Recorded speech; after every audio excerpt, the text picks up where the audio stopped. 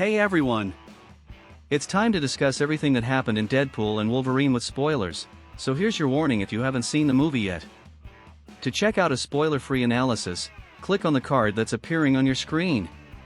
A lot happened, and we had several unexpected cameos: Chris Evans as the Human Torch, Wesley Snipes returning as Blade, Channing Tatum, who never got his Gambit movie, finally appearing as Gambit, and many other appearances and events that will definitely influence the upcoming Marvel films leading up to Avengers: Secret Wars. So grab your popcorn to catch all the details, leave a like on the video, and subscribe to the channel to receive more videos about Marvel and the future of the MCU. Let's get into the video. Welcome to Comic Chronicles. Deadpool and Wolverine was a movie full of fan service that will surely please every comic book fan. Besides the return of our beloved Hugh Jackman as Wolverine, many surprises occurred. Even Henry Cavill made an appearance.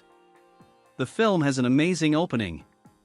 Deadpool is being chased by TVA agents, and to escape, he defeats them one by one to the tune of Bye Bye Bye Bye in sync, using nothing less than Logan's bones as weapons. This is a joke that Ryan Reynolds and Hugh Jackman mentioned when they announced the film. They said they would never disrespect what happened in Logan, and even though this happens right at the beginning, the film pays homage to that Wolverine from the Fox universe, stating that he was an anchor for the Deadpool universe, which becomes a metatextual reference to real life, where Wolverine was Fox's most famous and important character. Essentially, the entire plot of the film occurred because of Wolverine's death.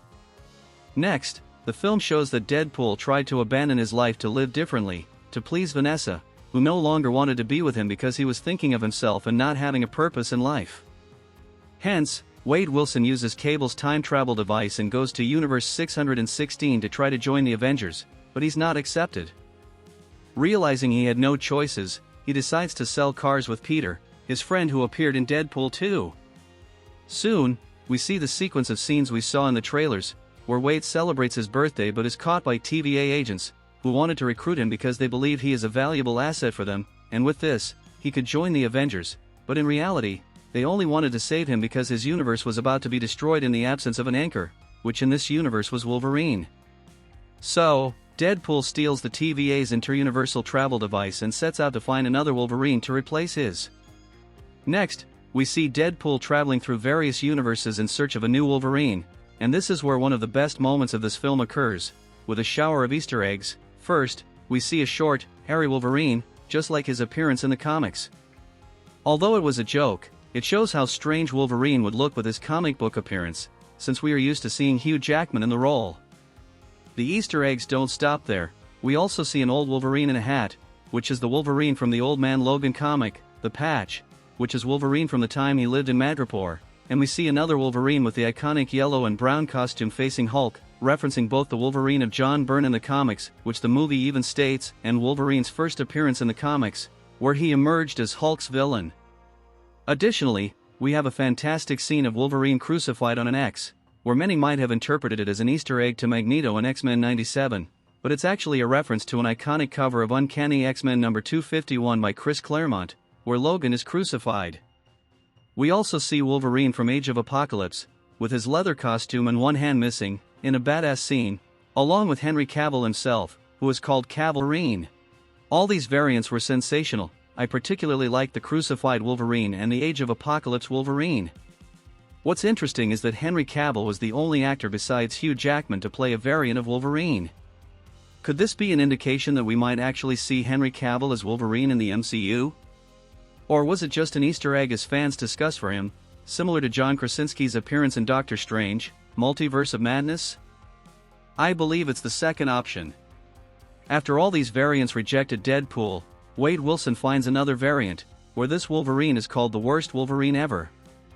He refuses to join Deadpool, but the merc with a mouth chooses him anyway and takes him to TVA, believing their universe would be saved with another Wolverine, but the two are sent to the Void, introduced in the Loki series, which is a kind of garbage dump where various things and characters from different universes are discarded in this limbo. Deadpool and Wolverine fight there, but soon they are found by none other than Chris Evans. This moment was pretty funny because while many believed he would be Captain America, he says "Flame on," and reveals himself as Johnny Storm, the Human Torch from the Fox Fantastic Four movie. Then, some villains from the old X-Men movies, like Sabretooth and Toad, appear. They were there to take the three to Cassandra Nova, who is the ruler of the place. Pyro was also with the villains, and in a funny fight, he easily defeats Human Torch. In fact, the entire sequence of scenes in the Void is very Mad Max style. The three are taken to Cassandra Nova, the sister of Charles Xavier, who lives in a base made of Ant-Man's bones and uniform. There, in Cassandra Nova's lair, other villains are introduced, such as Azazel from X-Men, First Class, Lady Deathstrike from X2, Juggernaut from X-Men, The Last Stand, and many others. Cassandra says she has ruled the place since childhood, and those who do not follow her are devoured by Alioth, the creature responsible for consuming anyone who arrives in the Void, erasing their existence. Soon, in another funny scene, Deadpool starts saying all the offensive things Human Torch said about Cassandra, which makes her quickly kill Johnny Storm, leading us to think that Deadpool made everything up, but in the post-credits scenes, it's revealed that Johnny indeed said all that. It was quite humorous, but it marks the tragic end of Johnny Storm, as we saw in the 2000s Fantastic Four films, and the post-credits scene can hint at future explorations in the MCU. Like a deus ex machina, Wolverine and Deadpool escape through a Sentinel's leg that was lying around, and they fly until they reach a diner. In the diner, we have more interaction between the two protagonists, and this is where Logan starts to open up to Deadpool, talking a bit about what actually happened to him to be labeled the worst Wolverine. Soon after, Dogpool appears, and Nicepool shows up right after, revealing that there's a whole troop of Deadpools spread around, alongside a resistance force against Cassandra Nova. Wolverine and Deadpool take a car and set off in search of the resistance, but at one point, the two fight again, and in an epic battle, they blow up the car and fight until they can't anymore. That fight was pretty great. Before long, they are found by X-23, revealed to be the same Laura we saw in the film Logan. She takes them to the Resistance's hideout, where several other unexpected cameos occur. Elektra, who had a movie in the 2000s and appeared in Daredevil, Blade, played by Wesley Snipes, who surprised everyone in the theater, and Channing Tatum, who was cast as Gambit for the cancelled Fox movie, also made an appearance. The cameos were fun, and it's incredible to realize how much Marvel managed to hide these appearances, really catching everyone off guard. Not to mention the strong metatextual commentary present in this film. Deadpool and Wolverine make jokes about everything that happened in real life, the current state of Marvel's struggles, Fox's acquisition by Disney, Gambit never getting his movie but finally appearing here, Deadpool considering himself the Jesus of Marvel, among various other jokes that parallel the real world. The Resistance team creates a plan against Cassandra Nova, but Wolverine doesn't want to be part of it, and in a scene with an interesting dialogue, Laura tries to convince Logan to join them, as the plan wouldn't work without him. Wolverine states he's not the guy she thinks he is, but X-23 responds that he was never the right guy until he became one. The film tries to inject drama into Wolverine's past, but it ultimately falls short of making us buy into that idea. At one point, it's merely revealed that humans killed the X-Men when Logan turned his back on them, and after that, he began taking lives of bad and innocent people. The problem is we don't see that happen, it's only mentioned. If there had been scenes showing what occurred in his timeline, much like the scenes featuring the variants of Wolverine, just showing what unfolded on his Earth, it could have been more impactful. But that was the film's flaw, trying to give Wolverine drama without interesting development. One thing I liked was the explanation of why Wolverine wears his yellow uniform. For him, it symbolizes that he is an X-Man and is a way to honor what the team represents in his life. That was pretty cool. The next day, the team goes into battle with Cassandra Nova and her minions, and this battle is sensational. Wolverine joins the Resistance, and alongside Deadpool, they confront Cassandra Nova. The plan was to remove Juggernaut's helmet to put it on Cassandra, nullifying her powers. X-23 defeats Juggernaut and throws the helmet to Deadpool, while Logan is being attacked by Cassandra. One detail I want to mention is how cool Cassandra's power effects looked, and every moment where she tries to trick Logan into becoming her servant is well done. The actress did a fantastic job in that role, providing a real sense of threat to the protagonists. The downside is that this villain wasn't well developed in the film, and when she decides to destroy the entire multiverse after discovering a device that annihilates universes, she ultimately becomes just another generic villain, which is another negative point of the film. Wolverine and Deadpool manage to stop her and return to Earth through a portal between universes opened by a Supreme Sorcerer's ring that Cassandra killed. Another interesting note is that in Doctor Strange movies, it's established that the rings have the ability to open portals within the same world, not across different universes.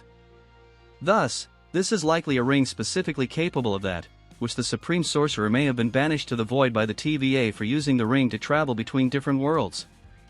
Cassandra discovers the TVA device and heads to Earth in search of Mr. Paradox to access the weapon, and when Deadpool and Wolverine decide to go after her to stop her, the Deadpool troupe emerges through the portal to face the two protagonists. At this moment, Wolverine puts on his mask for the first time, and here we get a full glimpse of his costume with the mask. But honestly, even though it's cool to see Hugh Jackman in the mask, I think it sometimes looked a bit odd on screen. In my opinion, the white lenses without movement ended up hindering Hugh Jackman's performance, and there were moments when the mask seemed a little disproportionate on the actor's face. Despite that, it was great to see him wear the mask for the first time. In the final moments of the film, we see another dip in the narrative. Cassandra wants to destroy the entire multiverse until nothing remains, and it's up to Deadpool and Wolverine to sabotage the device to save all of reality. It would require connecting the energy from one side containing matter with the energy from the other side containing antimatter, but whoever performed this wouldn't come out alive. At that moment, each begins to give their heroic sacrifice speeches, but it turns out that they, together, manage to stop Cassandra and survive the immense power. The moment when both are holding hands supporting all the energy greatly reminded me of the ending of the first Guardians of the Galaxy film. Wolverine and Deadpool saved the multiverse, and Deadpool's Earth was spared from destruction thanks to their teamwork. The film essentially closes with Wolverine staying in Deadpool's Earth, along with him, while Laura, X-23, is brought back to life by the TVA and also ends up in the same Earth. Thus, Deadpool's Earth now has two Wolverines, Logan and Laura, and the first post-credits scene summarizes the entire journey Fox had with its films since the first X-Men movie. It was quite an emotional moment. The second scene is what I mentioned earlier. Deadpool clears himself by showing us that Johnny Storm indeed said everything that Deadpool had claimed to Cassandra Nova. The scene is quite funny, and even though that was true, the merc with a mouth delivered Human Torch to his doom. Despite this, it's worth noting that this post-credits scene takes place in the TVA, indicating that Deadpool is still a part of the TVA, which could be a great setup for the future of Marvel, especially as groundwork for Secret Wars, particularly if Wolverine teams up with Deadpool again for another mission. Another possibility is that this post-credits scene was just a joke and they may not utilize anything from it. I believe there won't be a next film with the two of them together, but I think it's very likely we'll see them in appearances in other Marvel hero films. Officially, Marvel now has its sacred timeline in Deadpool's Earth in parallel, so everything is heading towards Secret Wars, which could be very promising for the MCU. Another detail I haven't mentioned is the clear connection to the Loki series. Here in the film, we see the TVA's transformation, which has ceased to be the agency responsible for pruning branches. To find out more about Deadpool or Wolverine, I'll leave some good reading suggestions for you in the description of this video, along with other Marvel comics. Get Marvel or DC Comics, or any other products at a good price using our affiliate links. This way, you help our channel without paying anything extra. Thank you very much for all the support you give us. Overall, Deadpool and Wolverine is a very fun movie that, in my opinion, maintains the level of the previous Merc with a Mouth films. Once again, I'll say, it's not the best Marvel movie, it doesn't add much to the MCU, so don't go in expecting that. Essentially, it's not an excellent film. The script is weak and has several conveniences throughout the story, but it's very entertaining. The CGI in the film is generally good, but certain moments bothered me a bit, like some brief scenes with Logan in the mask and when Cassandra drags Mr. Paradox through the streets and down the subway stairs. Aside from that, I think the effects were good.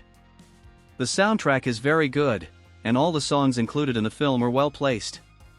The dance scene to Bye Bye Bye should be the new official NSYNC music video. It was fantastic.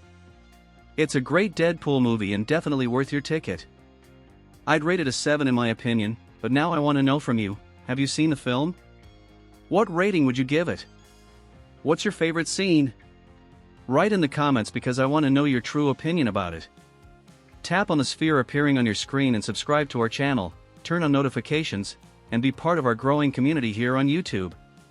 Thank you so much to those of you who are already subscribed to our channel. See you in the next video.